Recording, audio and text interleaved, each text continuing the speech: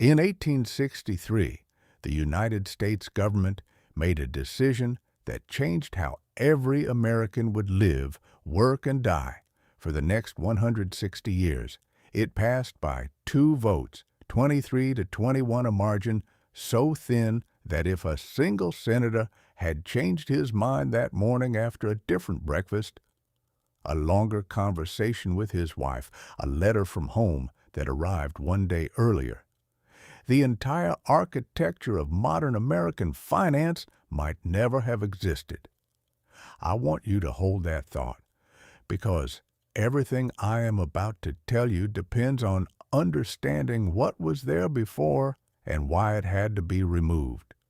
My grandmother had a rocking chair in the corner of her living room, dark wood with a slight backward lean that felt intentional, like whoever made it understood exactly how a human body wants to rest after a long day. She told me it had been in the family. Since before the Civil War, I never thought much about it until she died and I inherited it, and I sat in it for the first time as an adult and realized it was perfect, not good for its age, not impressive, considering it was made without power, tools perfect. The joints were tight, the weight was balanced, there was no wobble, no creak, no sense that anything had shifted. In nearly 2 centuries, I started trying to find out who made it, and instead of finding a name, I found a system.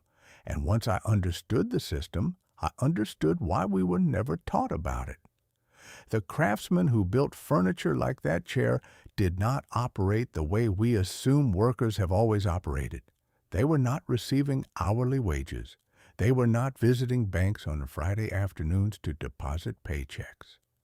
They were not signing loan agreements to purchase the materials they all needed to do their work. They were part of something called the guild system, and the guild system was not primitive, not quaint, not a stepping stone toward something more sophisticated. It was a complete and functional economic architecture that had been operating in America for over a century before anyone decided it needed to be replaced. The Carpenters Company of Philadelphia was founded in 1724, making it the oldest craft guild in North America that still operates today. 300 years of continuous existence and counting. Their members were not carpenters in the way we use that word. Now they were master builders, a single role that combined everything. We now split between architects, engineers, contractors, and project managers. When Philadelphia needed independence, Hall, they built it when the colonies needed a place to hold the first Continental Congress. They offered Carpenters Hall, which they had constructed themselves, beginning in 1770. Those buildings still stand, not as historical curiosities maintained by expensive restoration teams, but as functional structures. Their bones are intact, their proportions are sound, their materials have lasted longer than most modern buildings will ever last. The Carpenters Company kept a rule book, a pricing guide, that contained the formulas their members used to calculate the cost of every stage of construction, every type of joint, every beam, every foundation, every type of finish. The same formulas used to build Independence Hall. The same formulas used to build Christ Church. The same formulas that produced the structures we now put on currency and call national treasures. In 1817, Thomas Jefferson, former President of the United States, author of the Declaration of Independence, architect of his own home at Monticello, a man who understood construction better than most professionals of his era, requested a copy of this book. He was refused. The Carpenters Company told the former president that their rule book was for members only. I spent weeks trying to understand why, and what I found was not about carpentry. It was about an entire economic logic that we have been taught to regard as backward. The rulebook was not secret because it contained trade secrets. In the commercial sense, it was secret because it contained something far more threatening.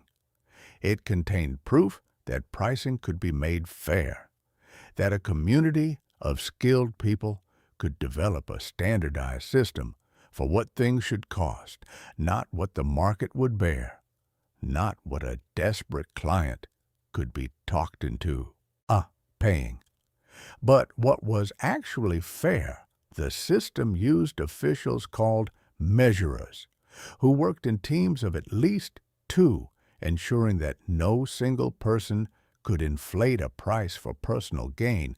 The entire architecture was designed around the assumption that fairness was achievable, that it could be written down and enforced by the community itself, without any external institution in the middle.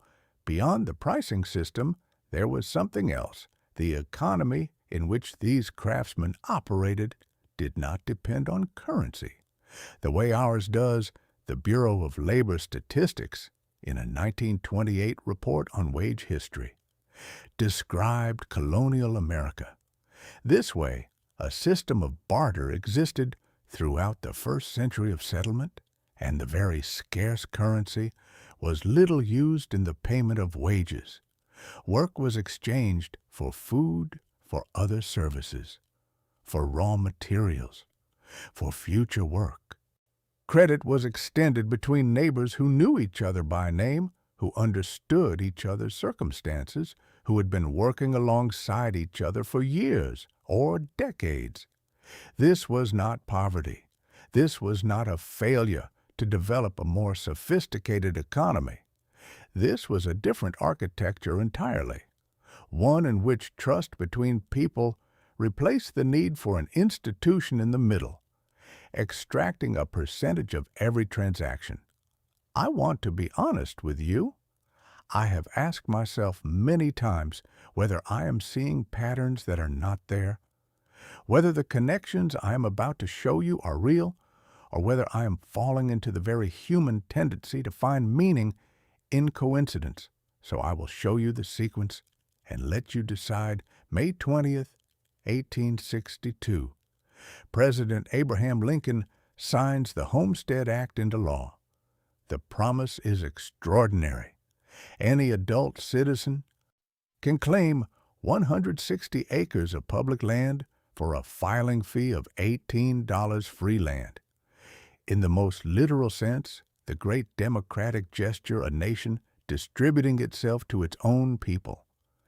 Historians estimate, however, that actually developing a homestead cost between $1,000 and $2,500 when you factor in tools, seed, livestock, and building materials. The National Archives states plainly that comparatively few laborers and farmers could afford to build a farm or acquire the necessary tools. Seed and livestock, only 40% of homestead claims were ever successfully completed. Most of the land ended up with speculators, cattlemen, mining operations, and railroads.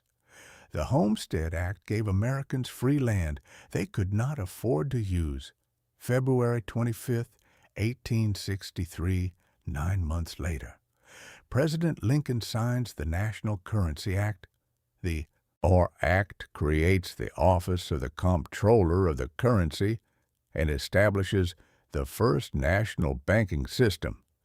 The stated purpose in the legislation, confirmed by the Federal Reserve's own historical archives, was to help finance the Civil War by creating institutional demand for federal government debt. National banks were required to purchase Treasury securities equal to 1/3 of their capital. In exchange, they received banknotes worth 90% of the bond value, meaning to issue more money, they had to buy more government bonds. The system was designed from its foundation to create buyers for federal debt, not to serve the population, but to serve the government's need to borrow. In 1864, a 2% tax was applied to state banknotes by 1865. That tax had risen to 10%. effectively destroying state currencies and the local banking, ADA systems built around them in the space of 2 years. An entire ecosystem of local exchange was made economically non-viable, not because it had failed, not because communities had rejected it, but because a federal tax made it impossible to sustain. Here is what rose in its place. The company town Lowell, Massachusetts, founded in 1822, was the prototype by the 1880s. Approximately 2,000 company towns existed across the United States. Workers were paid not in currency, but in scrip, a substitute that could only be spent at company stores. The Social Welfare History Project documents what followed without external competition. Housing costs and groceries in company towns could become exorbitant, and workers built up large debts they were required to pay off before leaving. 75% of all scrip issued in America came from coal companies. In Kentucky, Virginia, and West Virginia, workers could not leave because they owed more than they earned. The Homestead Act gave Americans free land. They could not develop. The National Banking Act created the lenders. The company towns created the borrowers who could never escape. The sequence is not random. It is a system.